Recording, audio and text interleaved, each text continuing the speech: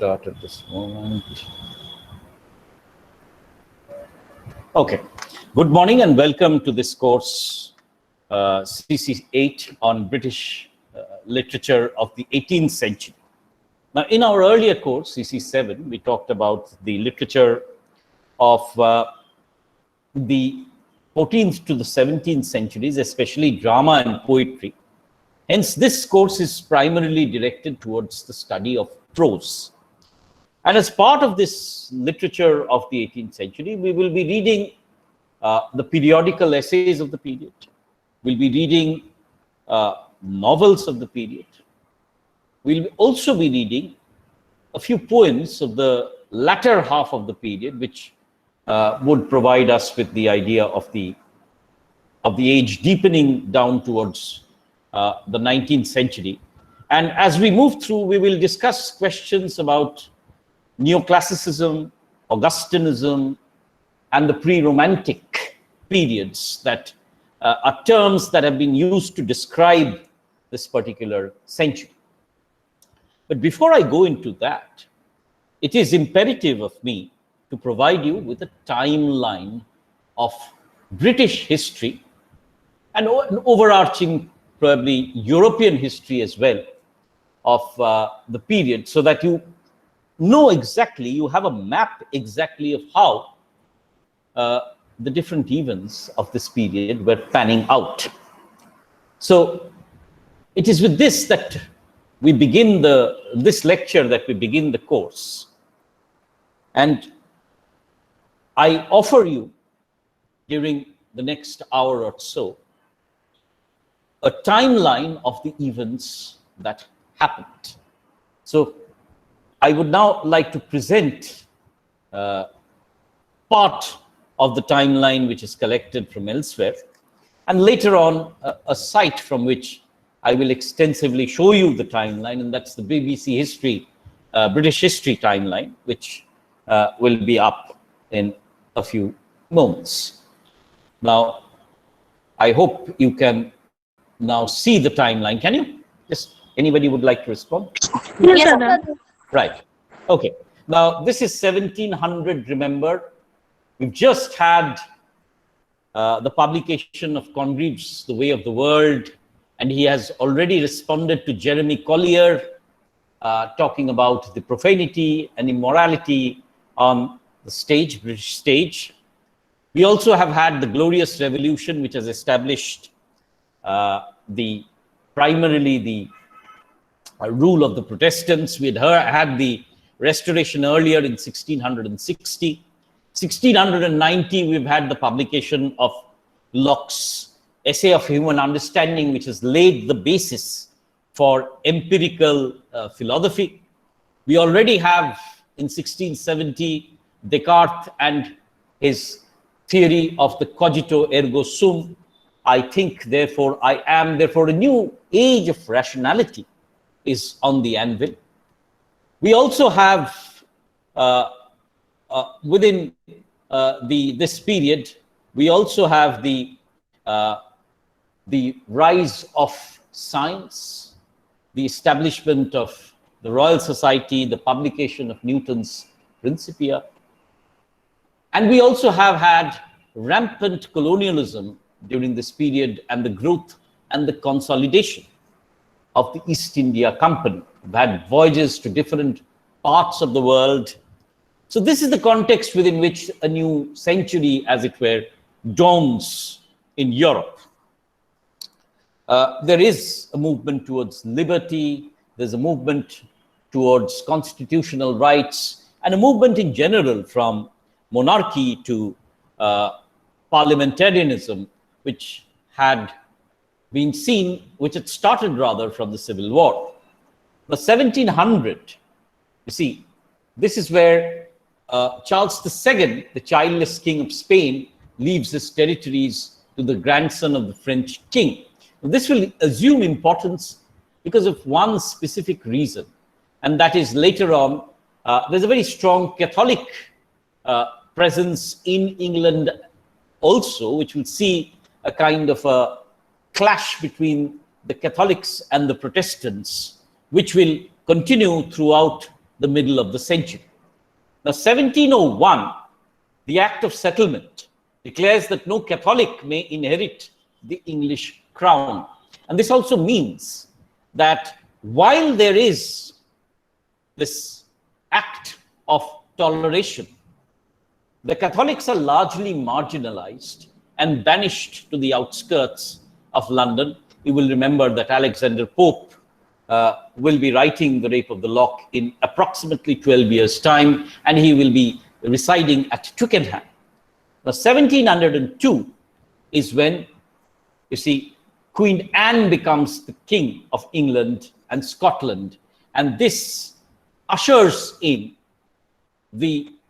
what is being called the Augustan age in England.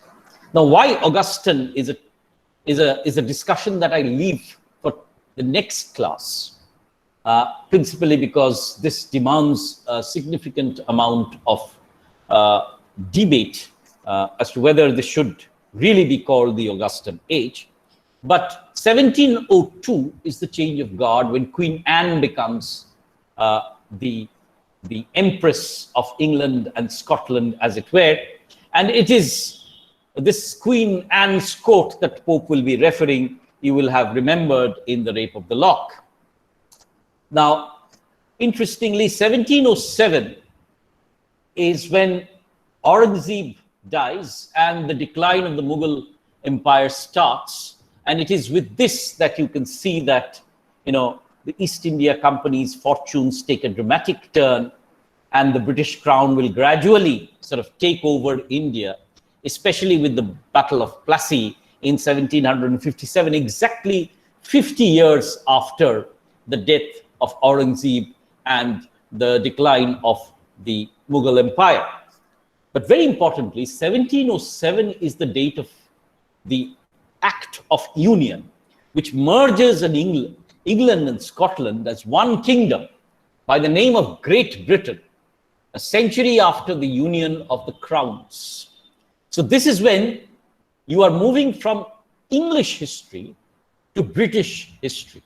As you will know that at this present point of time, it will also combine part of Ireland and Wales. So this is what the concept of Great Britain sort of embodies, and this begins in 1707. So Scotland is now part of Great Britain. Now, 1709 is very important in the sense that the Tatler, the first major British periodical essay, right? It's published almost daily, and it's a broadsheet almost of 2 pages. It begins its fabulous run in 1709. It continues for some time, after which the person who begins the Tatler, Richard Steele, invites Steele, S-T-E-E-L-E, invites Joseph Addison. And together they start a new periodical paper called The Spectator. And The Spectator is part of your syllabus. So we are looking at a new kind of prose, a prose paper, and we are looking at the 2 figures who will dominate the literary horizon of the 18th century, Steele and Addison. And it is also very important because, and especially for our texts, because William Dampier is already out on a voyage across the globe. It's a seaman, and very importantly, remember that there's no railways as yet, and therefore it's the sea that becomes, its maritime adventures which become the crux of conquering the globe. And there are voyages, numerous voyages which are launched, of which one is by William Dampier, who records his voyages. And on 1709, Alexander Selkirk is discovered on a Pacific island of Juan Fernandez, where he has survived alone for nearly 5 years. Now remember this, because this island is going to be, the story of Alexander Selkirk is going to be the basis for Daniel Defoe's Robinson Crusoe. And the 5 years that Selkirk has spent in Crusoe's text becomes almost 29 years. So the real basis on which Robinson Crusoe is created is a 1709 discovery of an marooned sailor called Alexander Selkirk on Juan Fernandez Island. This is also very important because in terms of industrialization, Darby discovers the use of coke in the smelting of pig iron, right? So carbon and iron, and this is going to be the basis for the later steel industry, which will, of course, in the 19th century, latter half of the 19th century, dominate the British landscape. So two very interesting things are happening, as you can find out. One is that, territorially Britain is asserting itself, one. Secondly, we have the rise of Britain as a maritime power, which overshadows all the other European, countries. And it is here that, England becomes, as it were, the arbiter of the world because of its maritime prowess. And also, you can see that amidst all this, there's also this movement, this gradual movement towards the Industrial Revolution. And this is 14, Queen Anne dies. And this is when the German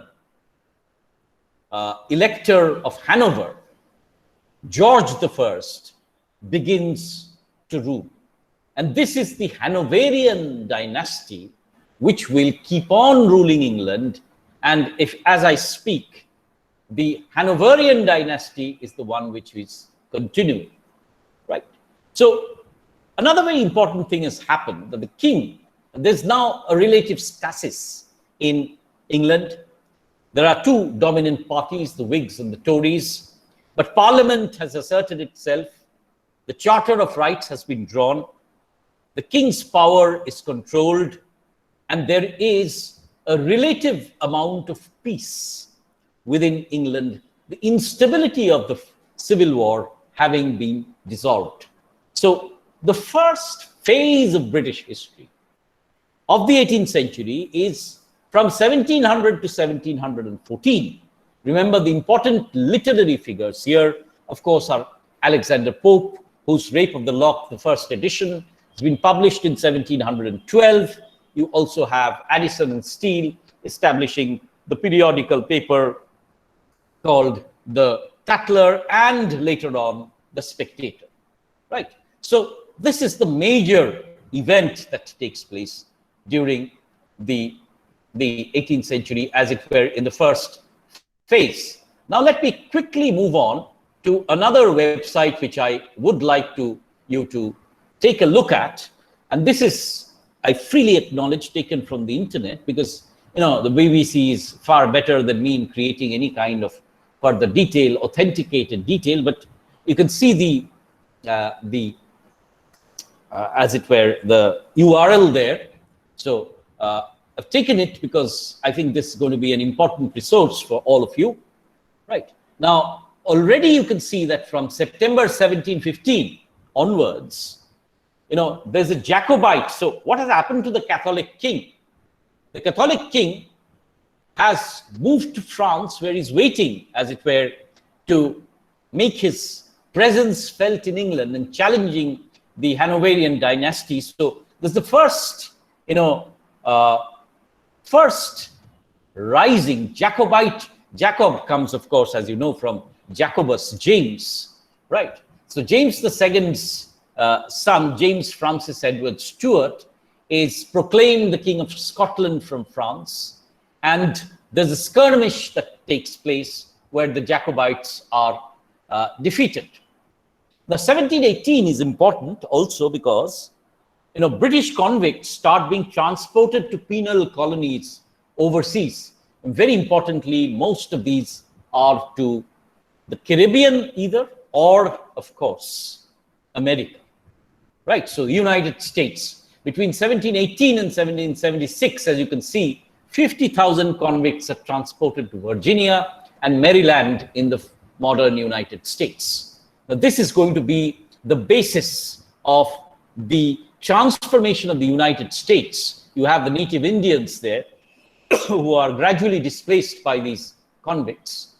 And you will remember that one such convict is Moll Flanders, who will start a plantation with her husband in the United States. So this is making its way into fiction also.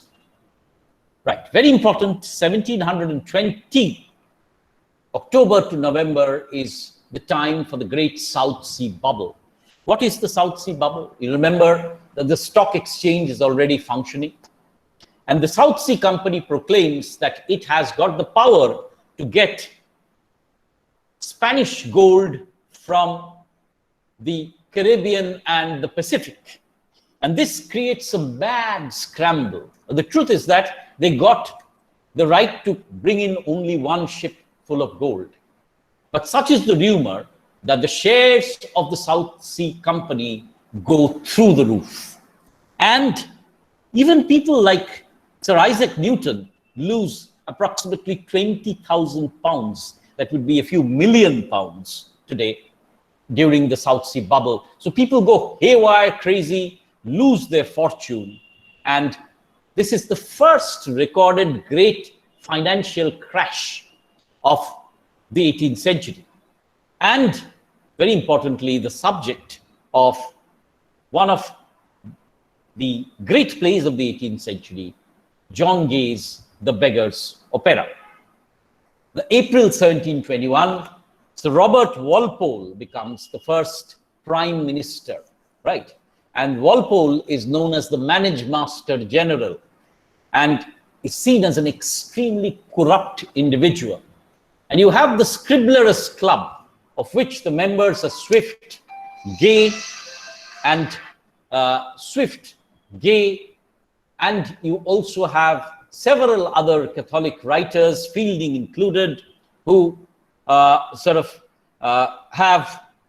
who make this, who see Walpole as the kind of linchpin for corruption, and several satires are written against Walpole, The Beggar's Opera being one such. And you will find that even in your text, the 1726 text of Gulliver's Travels, Swift mocks Walpole as the corrupt prime minister in Flimnap, right?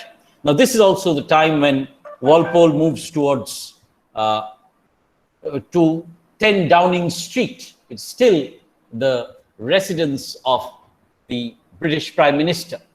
Now, 1723, poaching becomes a capital offense. And you see, this is also the time of what I'll call the bloody code in England. So there are only very different kinds of punishments, either fines or hangings or, deportation to America. So it is a legal penal system that's very harsh. That's why it's known as the bloody code. Every Sunday, people are hanged at Tyburn Tree.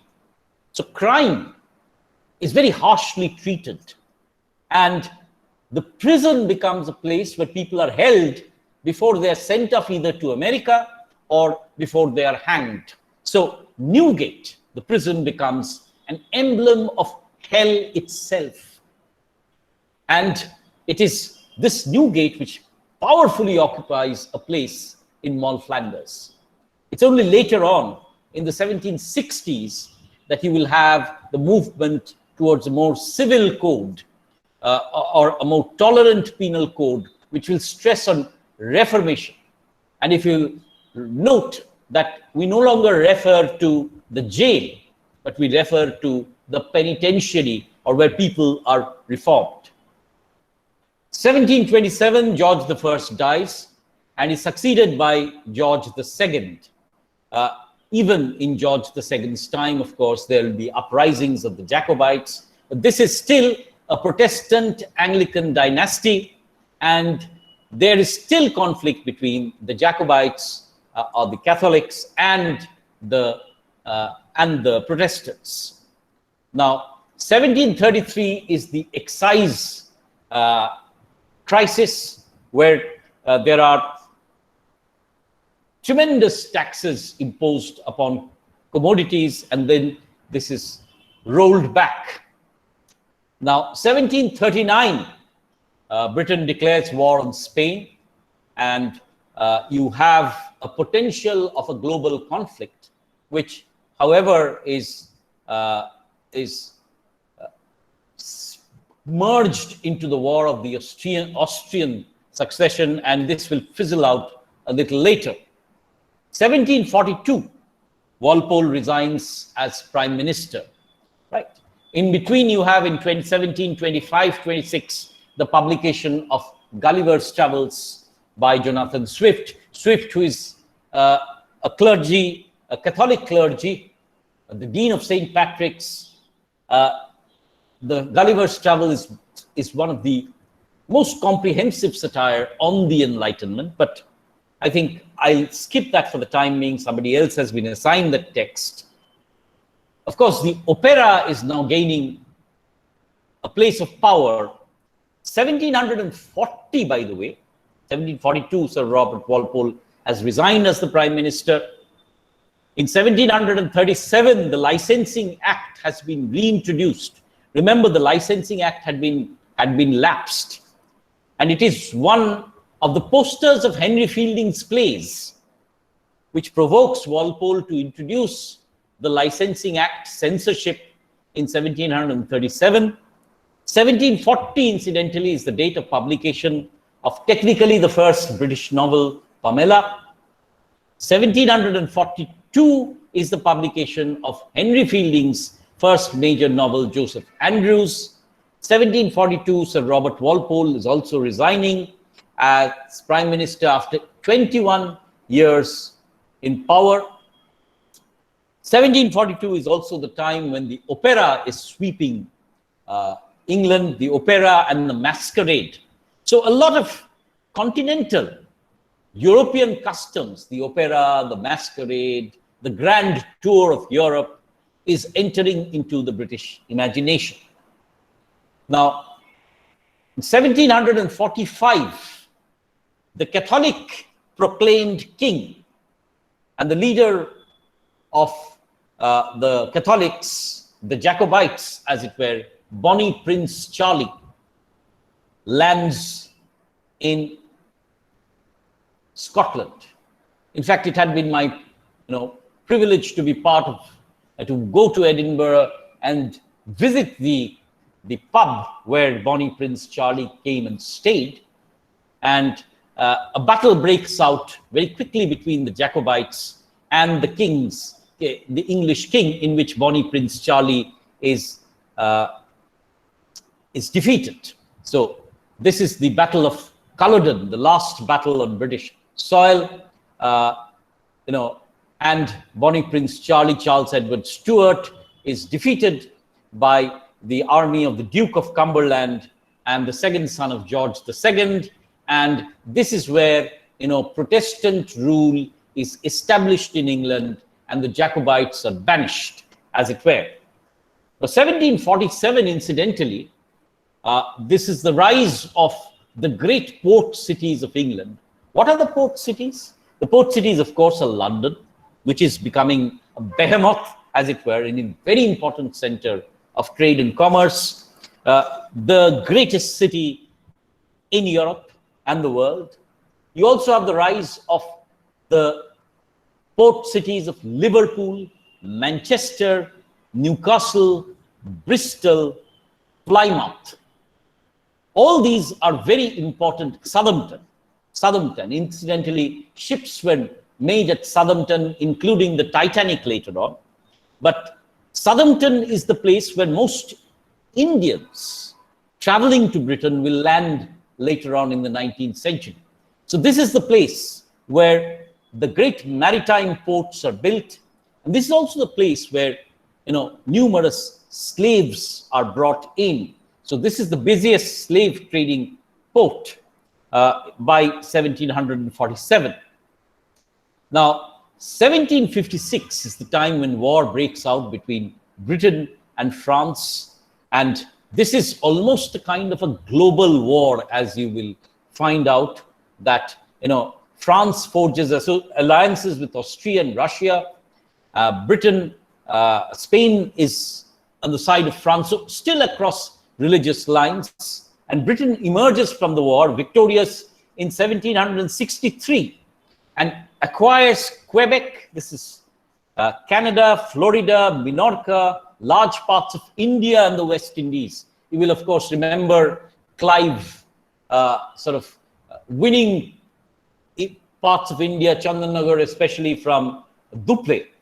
And this is when the French influence on India is destroyed and the British impose a hegemony on us. 1757, of course, is the Battle of Plassey and the rise of Robert Clive and the sort of monopoly and the establishment of effectively British rule in India.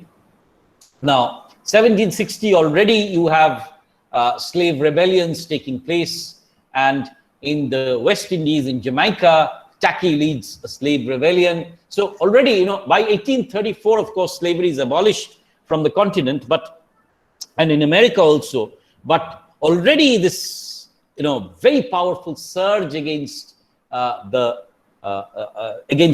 custom of slavery is being felt across the continent. Right. Now, 1760, George III succeeds his grandfather, George II. Now, very importantly, you can see that the Hanoverian dynasty is continuing,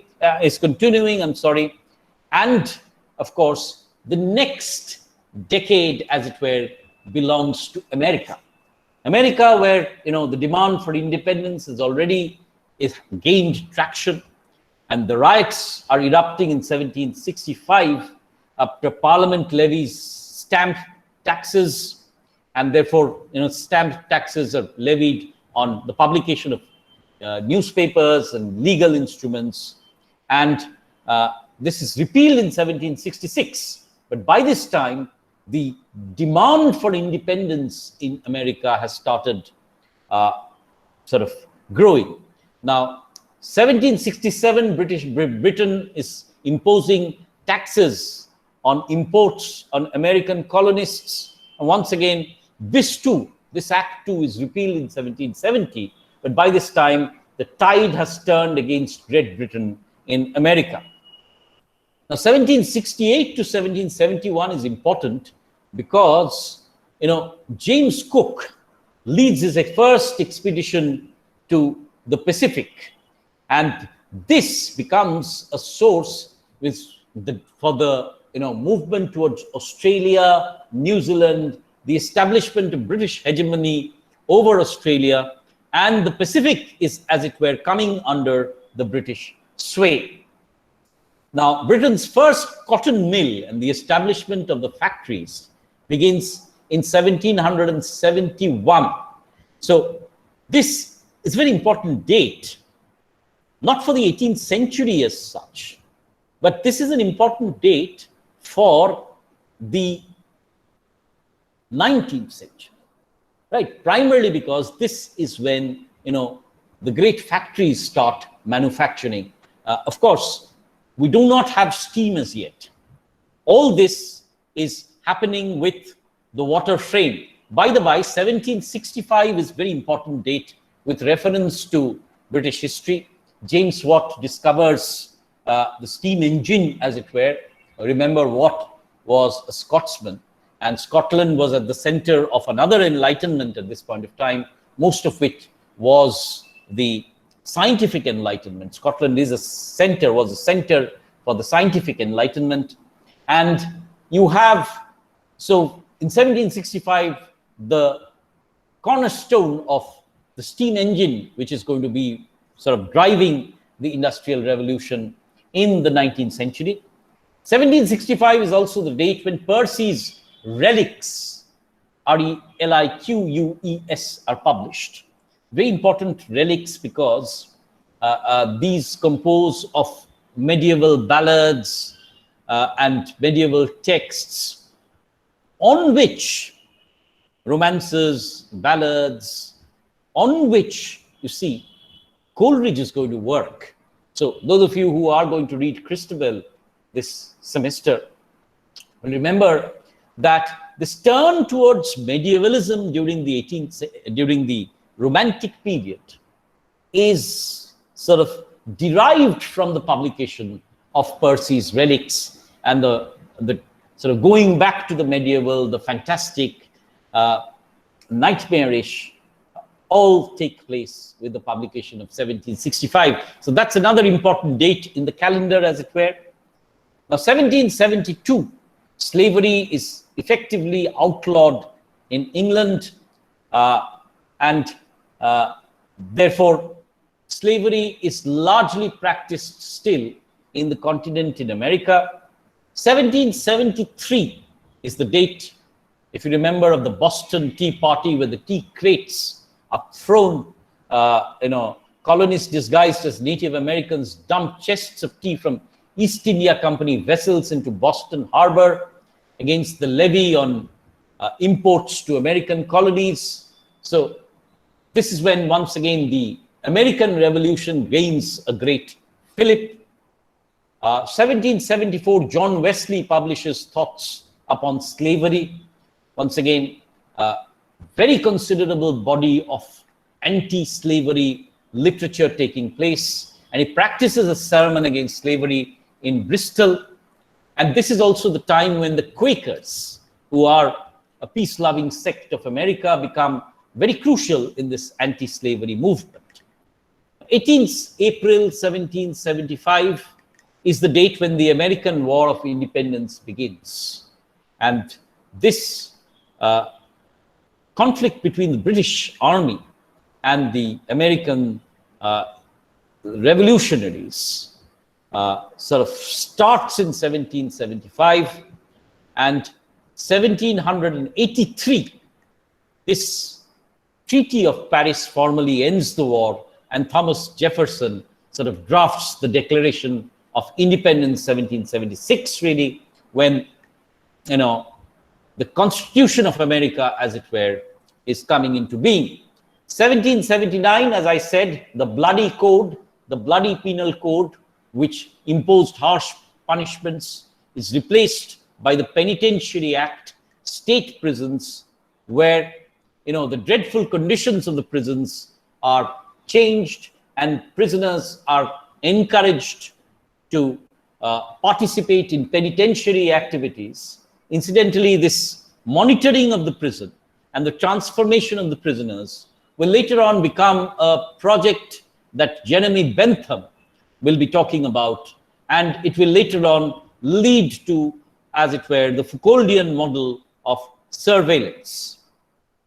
Now, 1781, Americans defeat the British Army at Virginia, and you also have, in 1783, Britain begins to evacuate loyalists from the American colonies. Therefore, America is moving steadfastly towards independence.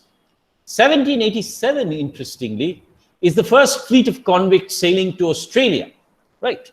So now the colony towards which Britain has turned is Australia. And those of you who will refer to this very famous Australian novelist who won the Nobel Prize recently, Peter Carey, I will talk about the rise of the Kelly gang and the ways in which the British convicts are now moving towards Australia. 1787, the Committee for the Abolition for the Slave Trade is formed, and a majority of them are Quakers, and this organizes this entire movement against slavery. Parliament starts investigating the slave trade. Remember that the great law against slave trade will be passed only in 1833-34. Therefore, it's still some distance away, but by and large, this great anti-slavery movement is now beginning to gather momentum. It's also the time when the Times of London has started publishing the daily newspaper. Remember, the first daily newspaper started in 1694, the Daily Courant. Now, by 1788, you have one of the most important sort of London publications, London daily newspapers, the Times. Now, in 1789, of course, you have the French Revolution, the storming of the Bastille. You already have had Rousseau and the others talking about liberty, equality, and fraternity. Remember that in the continent, of course, the movement has started a long time ago. 1750s, you have Voltaire writing Candide and writing these different tracts about liberty. You have the other major Enlightenment thinkers who are talking about liberty, of course, leading on to the writings of Jean-Jacques Rousseau. And Jean-Jacques Rousseau becomes, the thinker who motivates, as it were, the ideology of liberty, equality, and fraternity of the French Revolution. So 1789, you see, the French Revolution takes place. It is during this time, that, well, of course, you'll remember Charles Dickens talking about the best of times and the worst of times. But the French Revolution spirals into violence. And a lot of these romantic writers are greatly influenced by the ideas of the French Revolution. Not only did, Shelley and Keats, they participated in the French, they did not participate in the French Revolution, of course, but Byron did in the later subsequent wars. But all of them were impacted by the French Revolution. Shelley, for example, writes The Mask of Anarchy. You have this idea of Prometheus Unbound and the concept of freedom. You also have Byron extensively writing about freedom. More importantly, the two poets, Wordsworth and Coleridge, actually traveled to France and come back tremendously disillusioned by the French Revolution, right? Wordsworth, of course, falls in love with Annette Vallon, and that entire episode leaves a very deep scar on his mind, for which, this young poet who's motivated by the French Revolution sort of comes back to England and seeks refuge within nature. So when you study the Romantic age, remember that these incidents go into the making of Wordsworth's poetic consciousness.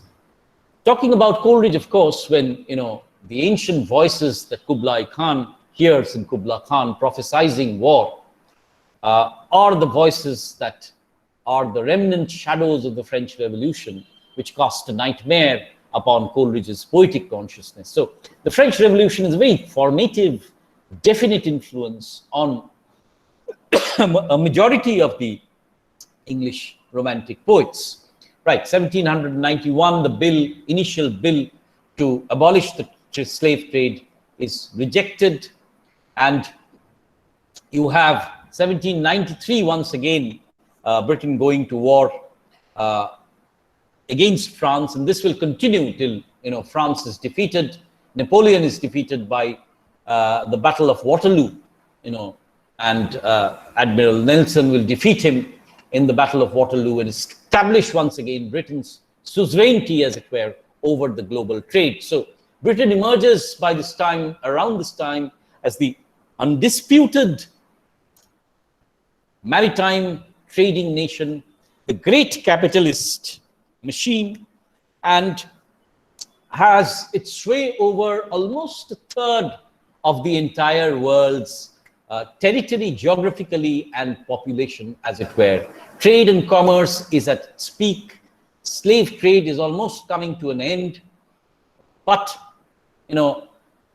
slaves have been used throughout the century to propel the great machine of colonialism. You have India, which is the jewel of the crown, now under the thumb of the British rule, and you have the great rise of the Industrial Revolution waiting to happen, and this will, drive on Britain's great movement in the 19th century.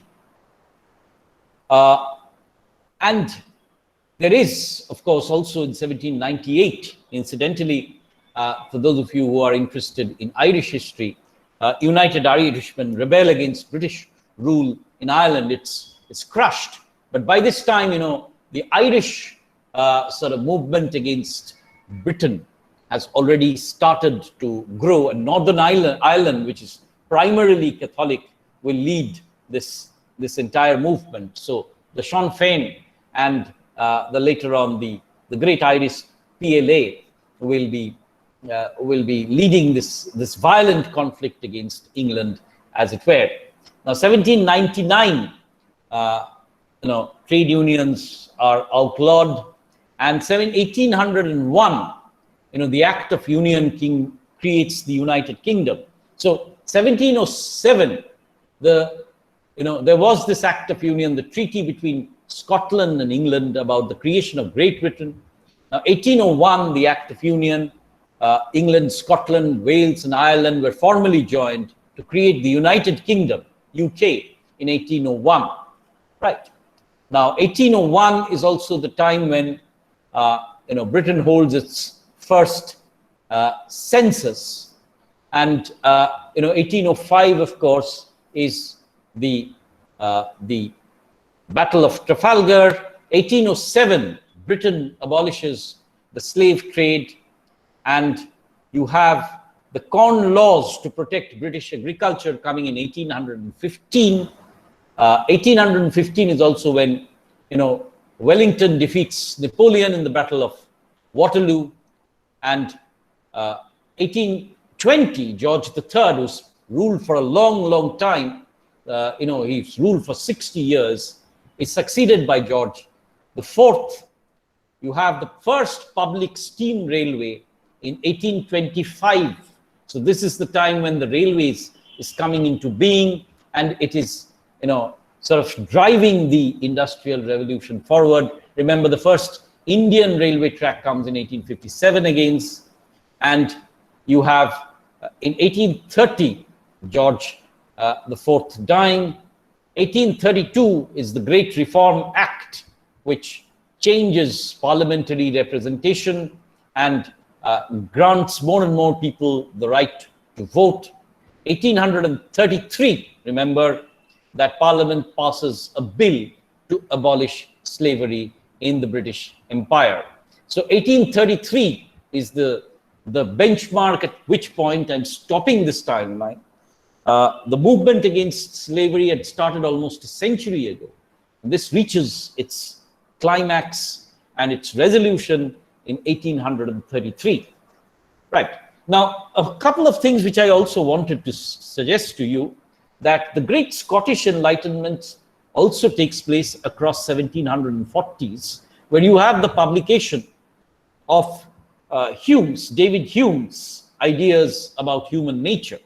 Hume is very important in the sense that Hume suggests that rationality alone cannot lead to truth, but also human emotions and human sensibility is also an index for the security of truth, for the securing rather of truth, and also for the creation of a sociability.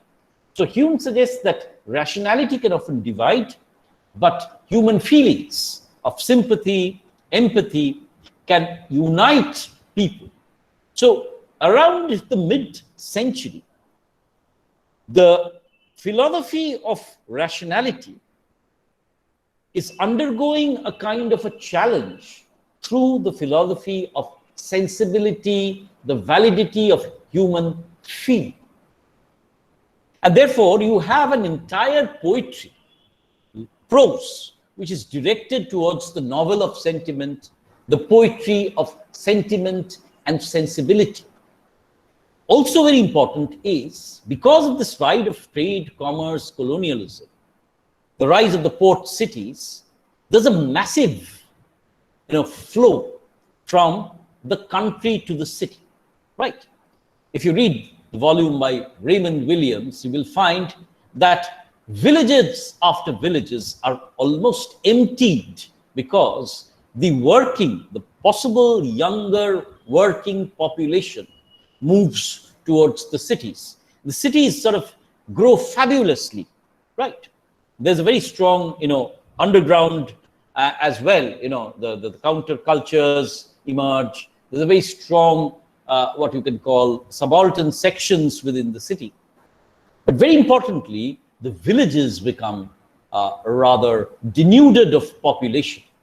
And therefore, there is the sense of the empty village, the village schoolmaster presiding over what was at one time a bustling village, and you have the country churchyard which is now emptied, and you have the leech gatherer who moves across the empty village moor.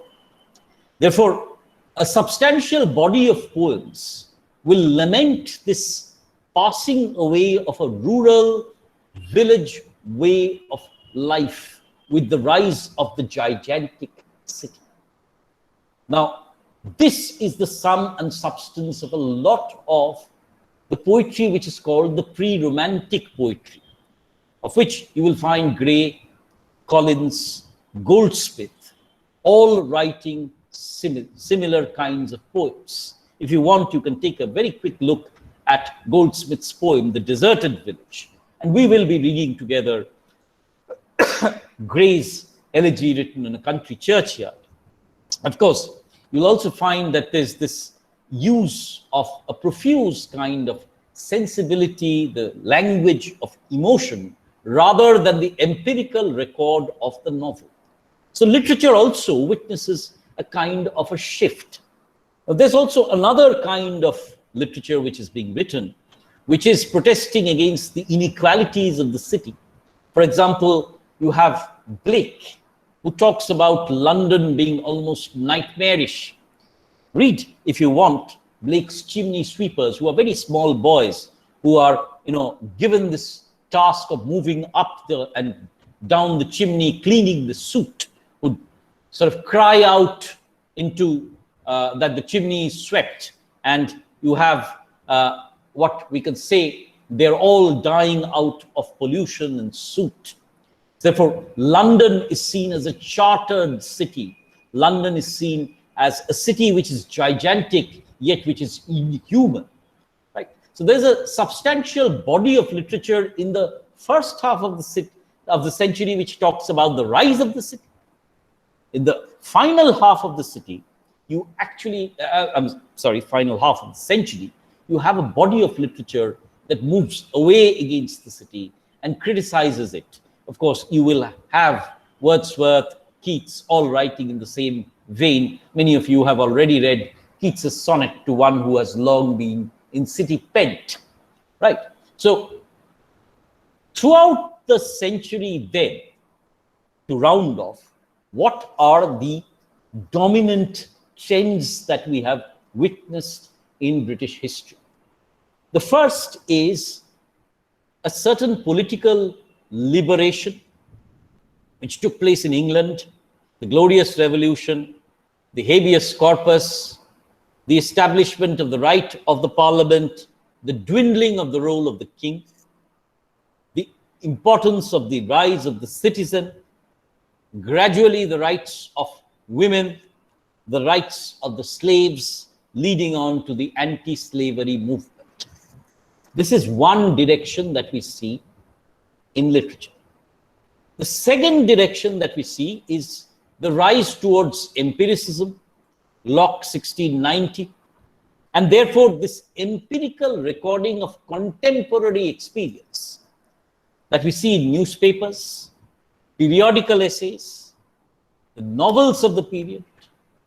Remember that you'll be doing Robinson Crusoe based on Alexander Selkirk's experiences, so empirical experience rendered into fictional details, so factual fictions. Third is the rise of a discourse of sensibility, emotions, and its gradual encroachment from the middle of the century, moving towards romanticism. So romanticism didn't happen overnight in 1798. It was taking 50 years to happen, so that a discourse about sentiment, sensibility, about the village, the deserted village, the movement towards nature could take place. So that is one important direction. The rise of colonialism, the rise of machines, the rise of production, and consequently of ships, maritime trade, conflict. It's all part of the mad scramble for the colonies within which Britain is taking its most important position. So this is the great age of expansion, consolidation, and empire. Now, this will sort of deepen as the 19th century creeps onto the 18th century, and factories, industrial revolutions will lead on to the consolidation of the position of Britain as the manufacturing nation, and which will gradually sort of loot almost the colonies. New colonies are being set up in Australia and New Zealand. The older colonies are rebelling.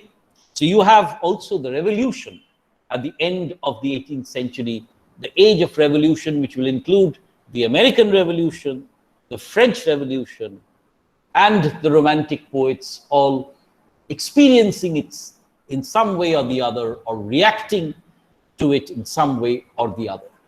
So these are the major directions and the major temporal events of the 18th century. It's been a long, long century, 1700 to 1800, 100 years, which almost changed the structure of Britain and the continent in general. The continent and Britain are now more into a kind of an interaction. Cosmopolitanism has increased rather than just British nationalism. This is the time when Britain is spreading its tentacles far and wide into the world, and consequently new geographies, new histories, new commodities, new literatures, new cultures are all being sort of established and is undergoing a continuous sort of flux and change, which we will observe. So if you look at the syllabus that we have designed for you, you will have the empirical literature of the first half of the early century in Addison and Steele's Spectator papers. You have in 1719 the publication of Robinson Crusoe, which will give us the earliest paradigms of how the colonial ideology was moving towards claiming territory, establishing the slave trade, and creating a mini England on Juan Fernandez Island, how religion, politics, language, literature sort of interact. We will be doing Robinson Crusoe in some detail, and this is a text which is a favorite of mine, and I hope to transfer this enthusiasm to you. Then comes, the backlash against the Enlightenment, this Catholic religious sort of questioning of the claims of reason and advancement of the Enlightenment in a ruthlessly satirical text like Gulliver's Travels, which is in 1725-26. And then we have the turn towards the pre-romantics, as it were, in the elegy written in a country churchyard by Gray. So that is another text which we'll read, which will show us how the century is gradually changing and how the language of literature or the expressive quality of literature is gradually changing. Maybe once we start doing Gray, we'll read a little bit of Goldsmith as well to supplement your idea about the change of the literature. And as I end my course, somebody else will be taking it over from the Romantic age onwards, and we'll be talking about the ways in which Blake, Coleridge, Wordsworth, and Shelley and Keats were sort of reacting to this movement in the century. Remember, we do not talk of the 18th century any longer as such, as a critical term. We use the long 18th century, which started in 1660 with the revolution, as it were, with the restoration of monarchy and leading on to the bloodless revolution. And we talk about this great 18th century, this long 18th century, as ending in 1830, 33, as it were. That's the point where I stopped. So this reform, this revolution, this change, liberty, empiricism, sensibility, all of a churning in philosophy, economics, culture, all leading on to this great span of time between 1660 to 1830. 1830, of course, you now have the leap towards the great age of industrialization and industrial revolution, which will deepen into modernity. This is the age which ushers in modernity, reform, revolution, science, discoveries, cartography, and in general, a complete and profound change in terms of what you will call the paradigms of writing, looking at the world, and looking at philosophy, politics in a larger sense.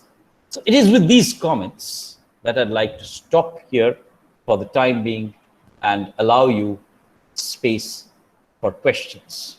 Just give me a moment to stop the recording before I can take your questions in details.